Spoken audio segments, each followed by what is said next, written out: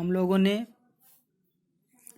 दो चर वाले रैखिक समीकरण की शुरुआत की थी। उसमें आपकी प्रश्नावली 3.1 है। उसमें पहला प्रश्न है, हम लोग देखते हैं, पढ़ते हैं, फिर उसे सॉल्व करते हैं। देखिए, कह रहा है कि आफ्ताब अपनी पुत्री से कहता है, आफ्ताब जो है वो अपनी पुत्री से कहता है कि 7 वर्ष पूर्व मैं तुमसे 7 गुनी आयु का था। पहले इतनी बात ही सॉल्व कर लेते हैं।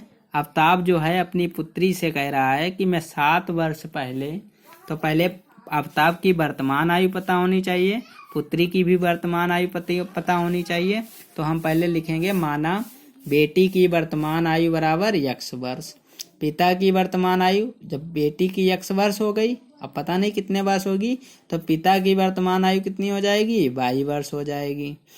तो कह रहा है 7 वर्ष पहले, तो 7 वर्ष पहले की बात करें तो 7 वर्ष पहले पूर्व अगर है तो उसमें 7 वर्ष उसकी आयु कम होगी, तो बेटी की आयु x से 7 वर्ष कम हो जाएगी। 7 वर्ष पहले पिता की आयु भी y से 7 वर्ष कम हो जाएगी। चलिए अब पहले यहाँ तक ही सॉल्व करते हैं कि उसकी 7 गुनी थी, किसकी, पिता की। तो पिता की 7 वर्ष पहले आयु कितनी थी, y - 7। किससे 7 गुनी थी, 7 वर्ष पहले बेटी की आयु से, तो 7 गुने x - 7 वर्ष। तो इसे सॉल्व करेंगे, ये हो जाएगा प्लस का 7x है, इधर किस में आ जाएगा, माइनस का 7x हो जाएगा, इधर -49 ही रहेंगे, और प्लस के इधर माइनस के हैं 7, 42 बचेंगे।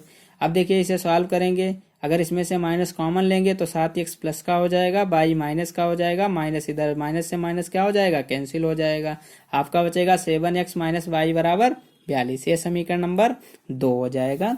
इसे यहीं पर छोड़ देंगे। अब आगे पढ़ते हैं। कह रहा है अब से मतलब आज से 3 वर्ष बाद, तो आज से 3 वर्ष बाद बेटी की आयु कितनी हो जाएगी, x + 3 वर्ष हो जाएगी, और 3 वर्ष बाद पिता की आयु कितनी हो जाएगी, y + 3 वर्ष हो जाएगी।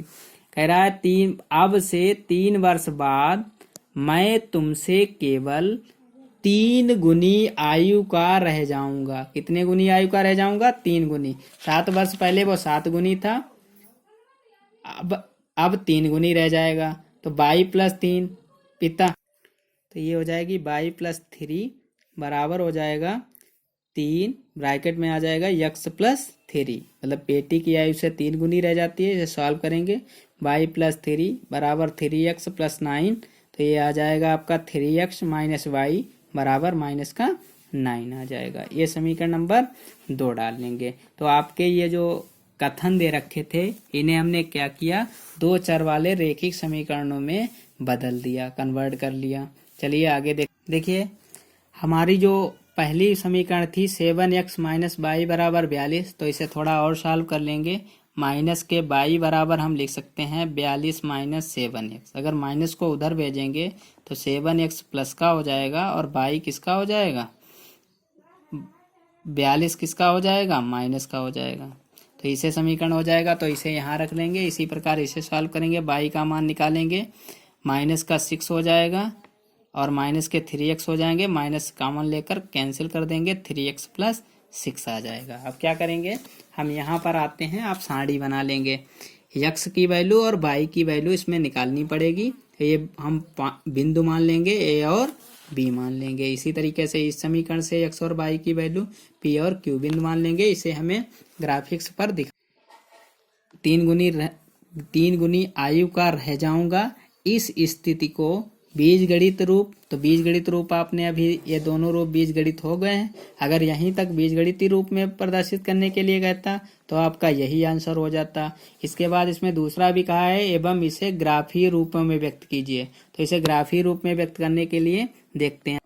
देखिए, अगर हम x बराबर, इसमें y बराबर, इस समीकरण में y बराबर 7x - y में अगर y बराबर हम 0 रखेंगे, तो समीकरण इसमें 2 में देखते हैं, y बराबर हमने रख दिया 0, तो आ जाएगा 7x - 42, तो ये 42 प्लस का आज बराबर माइनस में उधर है, इधर प्लस में आ जाएगा, ये आ जाएगा 7x, तो x बराबर आ जाएगा 42/7, 7 से कैंसिल करेंगे, 7 × 42, x बराबर आ जाएगा आपका 6, तो x की वैल्यू क्या आ जाएगी, 6 आ जाएगी। अगर x बराबर y बराबर 7 रखेंगे इस समीकरण 1 में, तो तो आ जाएगा 7 बराबर 7x माइनस 42। तो इधर 42 आएगा, 7 प्लस 42 बराबर 7x। तो ये आ जाएगा 49 बराबर 7x, 7 सत्ते 49। तो x की वैल्यू क्या आ जाएगी, 7 आ जाएगी। तो देखिए जब x बराबर हमने 0 मान रखा है तो वो y बराबर 0 मान रखा है तो x की वैल्यू हमें 6 मिली है। y बराबर 7 मान रखा है तो हमें x की वैल्यू 7 रखी है। कोई ज़रूरी नहीं, आप कोई भी मान रख सकते हैं भाई। जब कोई मान रखेंगे, एक मान अपने आप मानना पड़ेगा, दूसरा उसमें समीकरण से आपको मान मिलेगा, वो दूसरा बिंदु हो जाएगा। तो इस तरीके से ये कोई ज़रूरी नहीं x y बराबर 0 ही मान रखें, y बराबर 7 ही मान रखें, आपकी मर्जी है, वैसे मान रख सकते हैं। ठीक है, समझ में आ गया होगा। तो इस तरीके से हमारे दो बिंदु मिले हैं। एक बिंदु है ए क्योंकि 9th क्लास में आपने पढ़ा था कि कार्तीय तल में आपने पढ़ा था कि बिंदु जो होता है उसमें x और y के रूप में लिखा जाता है। इसे भुज कहते हैं, इसे कोटि कहते थे। ऐसे प्रश्न आपने 9th क्लास में खूब किए थे, इसलिए वही है। इसमें x भुज हो जाएगी, y कोटि हो जाएगी। इस तरीके से हम इस रेखा का निरूपण कर सकते हैं। तो इस समीकरण के लिए ज्यामितीय निरूपण करने के लिए आपके पास बिंदु हो गया 6,0। तो x की वैल्यू देखिए 6, तो x पर चलेंगे।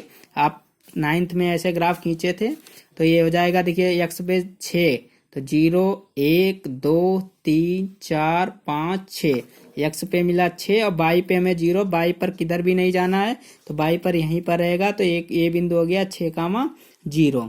और इसमें फिर x पर चलना है 7, तो x पे चलते हैं 7 और y पे चलना है 7। तो देखिए y पे 7 चलेंगे, 1 2 3 4 5 6 7, तो यहाँ पर मिलेगा। अब क्या करेंगे, पटरी ले लेंगे।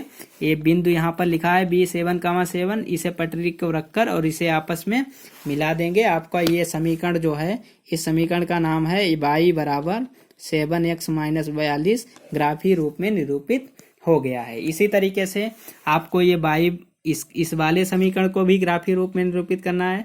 y बराबर है 3x माइनस 7। अगर x बराबर इसमें हम 0 लेते हैं तो y का मान हमें देखिए कितना मिल जाएगा, 6, क्योंकि ये मान 0 हो जाएगा तो इसका मान आपका आ गया 6।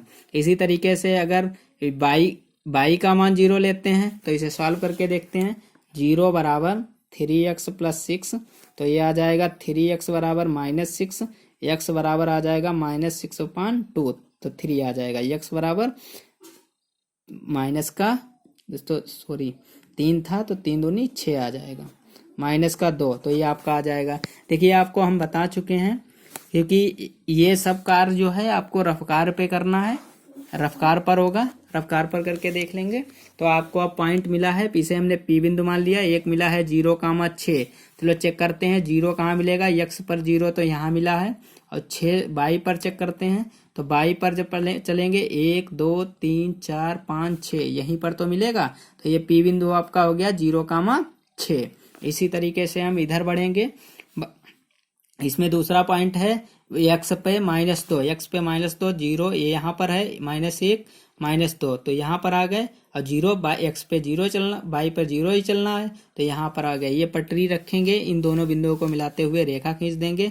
इस रेखा का निरूपण ज्यामितीय रूप में y बराबर 3x प्लस 6 के रूप में हो गया। यही आपका आंसर हो गया है। इस प्रश्नावली में आपके 2 प्रश्न हैं, आज आप करके देखेंगे, अन्यथा हम कल उन्हें पूरा करेंगे।